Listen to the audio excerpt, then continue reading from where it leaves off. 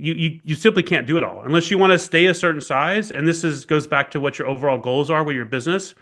If you want to stay a solopreneur, maybe you can do it all, but if you want to grow to $1 million or 25 million, you probably can't do it all. Welcome to Unstoppable Podcast with Harry Sardinas, inspiring conversations with influential millionaires, investors, thought leaders, entrepreneurs who are making a massive difference with their innovative products and services, and sharing the challenges and wisdom of how they sold their first million. Yeah, like this, Christian. That a lot of people always as an entrepreneur, you're trying to fix a lot of problems because you have problem accountant, you have problem this, you have problem everywhere. But if you can identify that problem, that if you solve this, we solve all your problems. You focus on that one, right? So what is the problem that if I fix this one, all of them will solve by themselves. And then as an entrepreneur, we have to be able to identify what is this problem, focusing in solving this one. That correct? That's correct. You got to identify the big domino, as some the big people domino, say. yeah. Yes. Yeah. Then the other question that I want to ask you, Christian, is regarding with ego, because we have, the entrepreneurs out there, they're suffering, and one of the reasons is because of that ego. Okay, I think that and we all been there, yeah. That sometimes we start the company, right? And at the beginning, when I started the company, I was making the whole company about me. I'm the boss. I don't want to hire anyone. I don't trust anybody. Doing everything by myself, yeah. And but you cannot grow like that. I was exhausted, and it was making a lot of money, but I cannot do it. My first property business. So until I surrendered my ego, and I said, okay, fine, let me hi people. I actually was not even surrendered. I couldn't actually operate. I was so tired, so exhausted. I was waking up with the laptop in my lap. So I said, I cannot function. I cannot function anymore. I can, I have more than I can handle it, and I cannot function. I had to surrender to it. And then I started to hire people, and these people, everybody that I had, they were better than me at everything.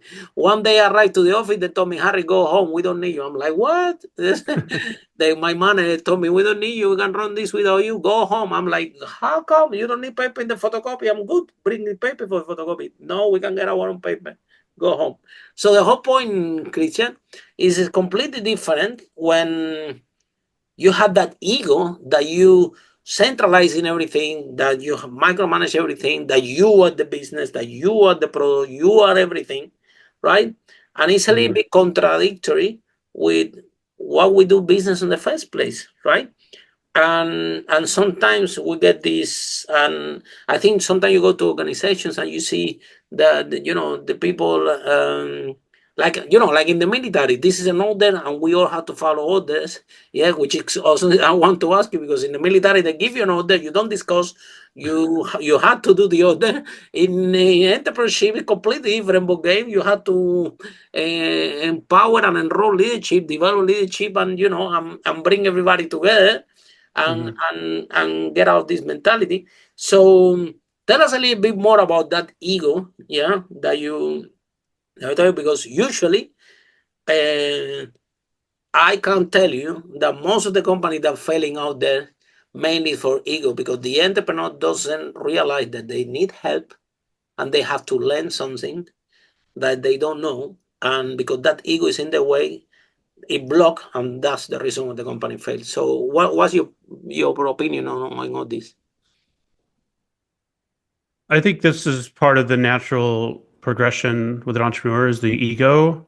For me, when I first started the business, I was a solopreneur, and then I hired people eventually, so I could do everything very well. I was the best at sales, so my sales close rate was like 80%. Wow. So then I get frustrated if I had a salesperson that was closing at 50%. But then I realized I can only do, like you said, I can only do so much at a time. I can't go to Mm-hmm. sleep on my Mm-hmm. laptop and wake up with it. And Mm-hmm. so I thought, well, if I've got two salespeople and their close rate is both 50%, that's 100%. That's still better than mine. Mm-hmm. And if I get three, that's 150%. That's double mine. So I had to look at it through a different perspective and realize what is the best use of my time here and how do I empower my team to increase their Mm-hmm. close rate in that Mm-hmm. example. So Mm-hmm. I think, it's a matter of letting that ego go and realizing to me, the business should survive without me. That's the way I look at it. If Mm-hmm. my business is successful without me, then I am successful. I've Very switched good. it to remove myself from the equation. And there's this African proverb that I think about sometimes. It says, if you want to go fast, go alone. If you want to go far, go with a team. So I always think I want to go far. I want to scale. I need to have a team. I need to empower that team. And then, like I said, if everything is going well, I'm not even needed. Like you said, you come to the office, they say, we don't need you anymore. Yeah, That to me exactly. is success. That means I have succeeded. Yeah, but people don't see it that way. People have with the ego, like, they say, no, I'm the boss. I did this company. I need to listen.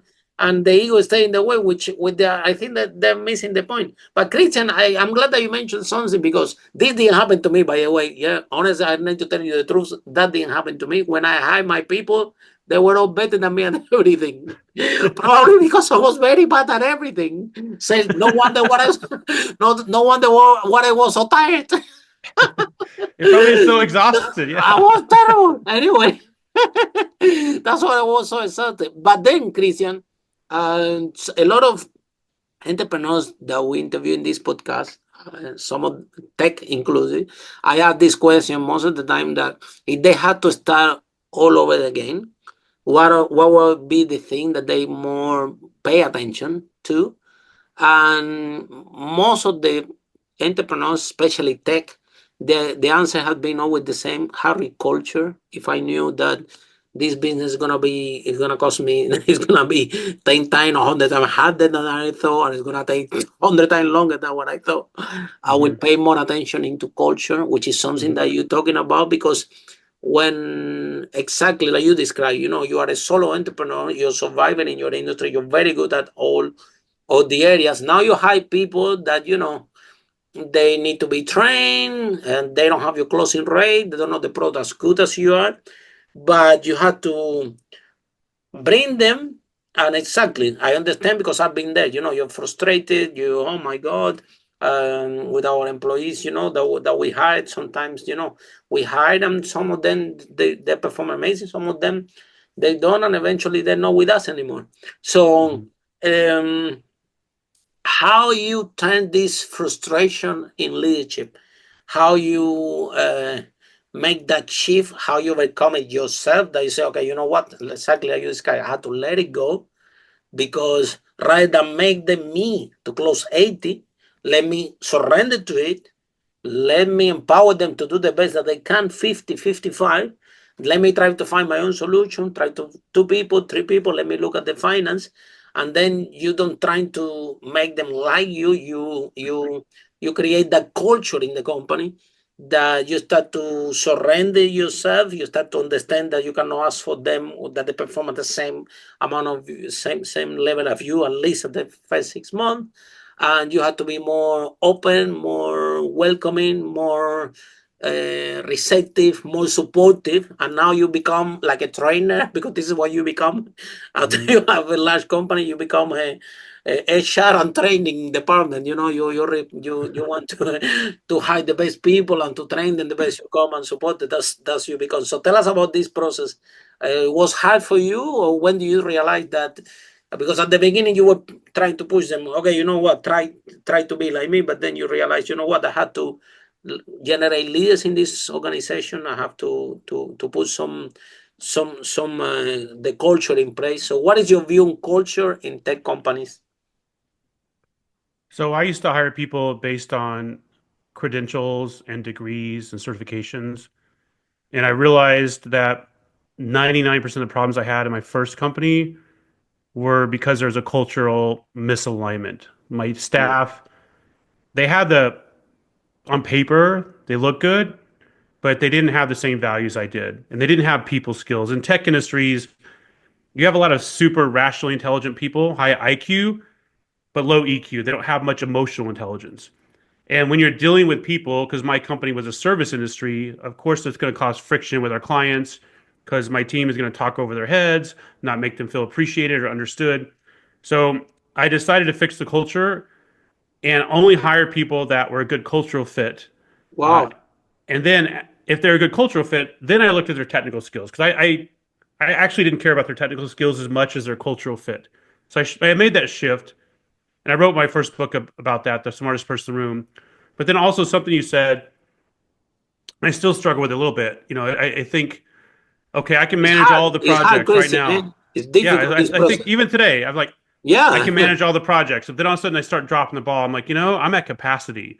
I need to bring somebody else in because I can no longer do it.